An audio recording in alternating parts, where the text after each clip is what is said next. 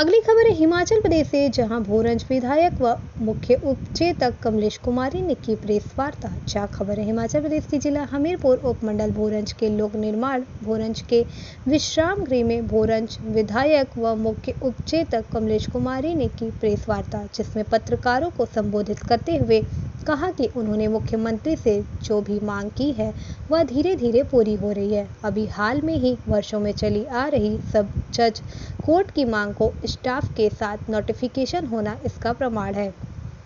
इसके साथ ही पंजोत में पीएचसी खोलना भी बहुत जरूरी है, जो मांग सरकार से पूरी कर दी है। उन्होंने कहा कि भोरंज की हर मांग को मुख्यमंत्री पूरा कर रहे हैं। उन्होंने कहा कि भोरंज का अस्पताल, जिसमें कई वर्षों से मात्र 16 बेड थे, वो सिविल अस्पताल अब 100 बेड के साथ सभी सुविधाएं से लैस होने जा रहा है। उसमें कहा कि लोक निर्माण व जल शक्ति विभाग का डिवीज़न खुलना भी बहुत ही बड़ी बात है। अभी हाल में ही समीरपुर में सब डिवीज़न की नोटिफिकेशन स्टाफ सहित होने में लोगों को बहुत लाभ मिला। उन्होंने कहा कि उनका मकसद भोरंज में राजनीति व समाज सेवा करना है, जिसे उन्होंने बखूबी निभाने की कोशिश की। इसी क्रम में पूरे प्रदेश यह कार्यक्रम आयोजित हो रहे हैं। भोरंज विधानसभा क्षेत्र के अंतर्गत भोरंज कॉलेज के मैदान में 9 सितंबर शुक्रवार को दोपहर में कार्यक्रम आयोजित होगा। उन्होंने बताया कि इसी वर्ग क्रम में 14 सितंबर को एनसीसी मोर्चा का कार्यक्रम रखा गया है। अतः उन्होंने पत्रकारों द्वारा पूछे गए प्रश्नों के उत्तर दिए। इस मौके पर उनके साथ भोरंज मंडलाध्यक्ष देशराज शर्मा, मंडल सचिव अशोक ठाकुर, मंडल महासचिव चमन ठाकुर, उपाध्यक्ष सुरजीत ठाकुर, भोरंज भाजपा प्रभारी इत्यादि उपस्थित रहे। देखें हिमाचल प्रदेश से स्टेट ब्यूरो चीफ रतन चंद की खास रिपोर्ट। अभी जो माननीय मुख्यमंत्री जी का कार्यक्रम 13 तारीख को हमारे भोरंज क्षेत्र कंजाण में हुआ था, उसमें माननीय मुख्यमंत्री जी ने अनेकों घोषणाएं जो थी वो इस क्षेत्र के लिए की थी। उनमें से सब जज कोर्ट की घोषणा यहाँ हुई थी।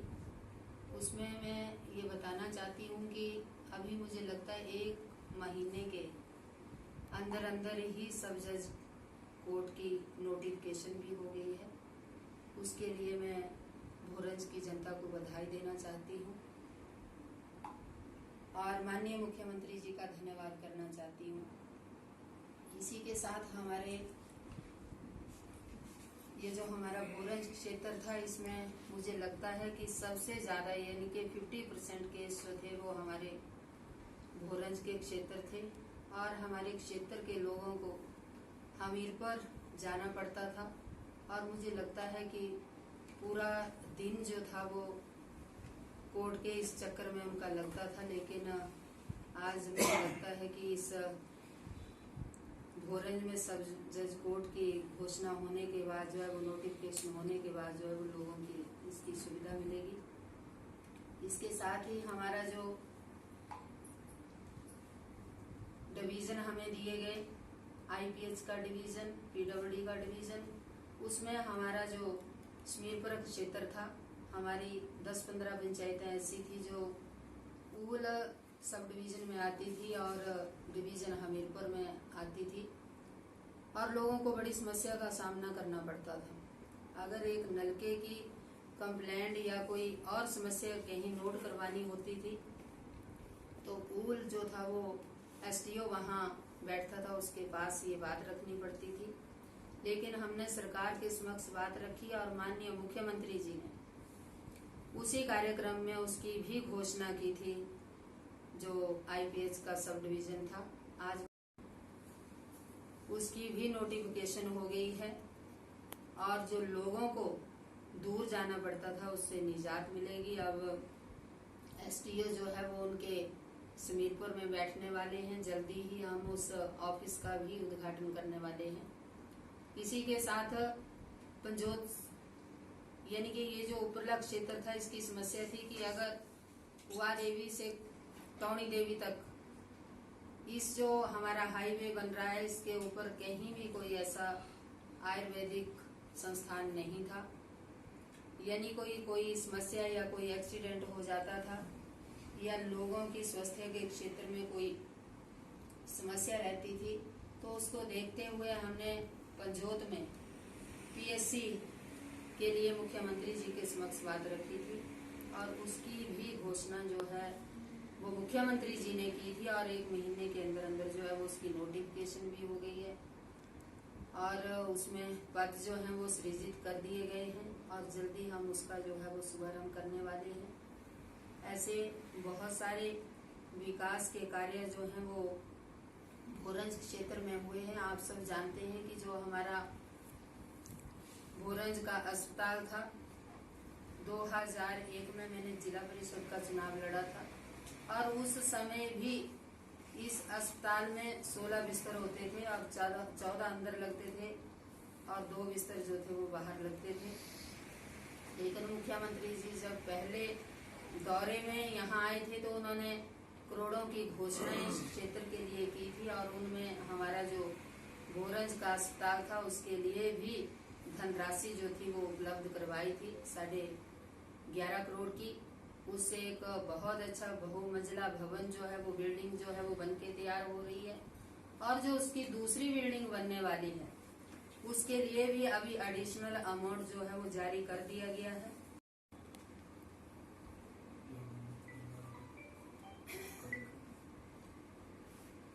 हमारी सरकार जो है वो आजादी के 75वें अमृत महोत्सव का कार्यक्रम जो है वो पूरे प्रदेश भर में कर रहे हैं और हमारे भोरंज में भी 9 तारीख को जो है वो इसका कार्यक्रम जो है वो कल्याण में रखा गया है।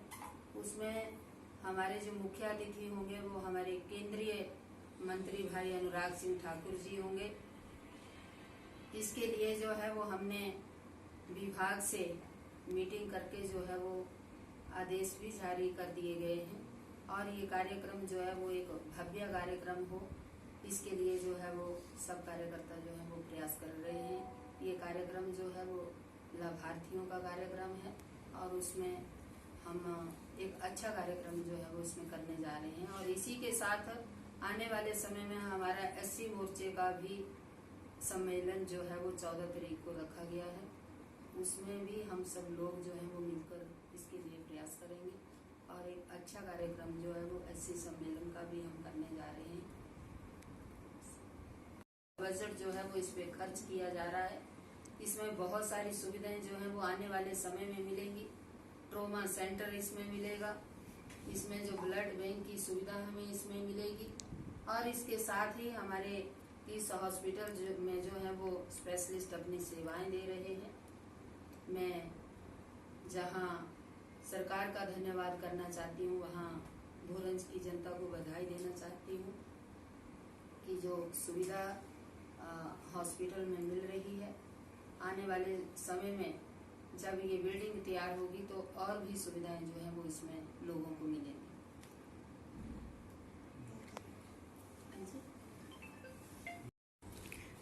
मैडम जी, हम ये आपसे ये जानना चाहते हैं, जब ये जैसे कि अभी आपने अपने कामों के बारे में जानकारी दी, मैं ये जानना चाहता हूँ मैडम जी, जैसे कांग्रेस है वो बार बार आपके आरोप लगाती है कि ये जो कार्यक्रम में ये हमारे पहले से ही शुरू से चले हुए हैं, पहले से ही बैठे हैं। कमलेश कुमारी जो विधायक हैं भोरंज की, उन्होंने कुछ खास नहीं किया, इसके बारे में आप क्या कहना चाहेंगे? बहुत अच्छा प्रश्न आपने पूछा है। मैं ये बताना चाहती हूँ कि 2014 में त्रासदी हुई थी इस क्षेत्र में और उस टाइम जो थी वो कांग्रेस की सरकार थी। चंबो से लेकर जाहू तक जान माल का नुकसान हुआ। हमारे लोग उस त्रासदी में बह गए। लेकिन मैं ये बताना चाहती हूँ कि इनकी सरकार थी लेकिन एक भी पत्थर इन्होंने कहीं लगाया नहीं। ये लोग बड़ी बड़ी बातें करते हैं, लेकिन जब हमारी भारतीय जनता पार्टी की सरकार बनी और आदरणीय जयराम ठाकुर जी इस प्रदेश के मुख्यमंत्री बने, तो मैं ये बताना चाहती हूँ कि जो हमारी चैंत खड्ड थी उसके चैनलाइजेशन के लिए 4.5 करोड़ का बजट सैंक्शन करवाया और उस क्षेत्र का चैनलाइजेशन करवाया।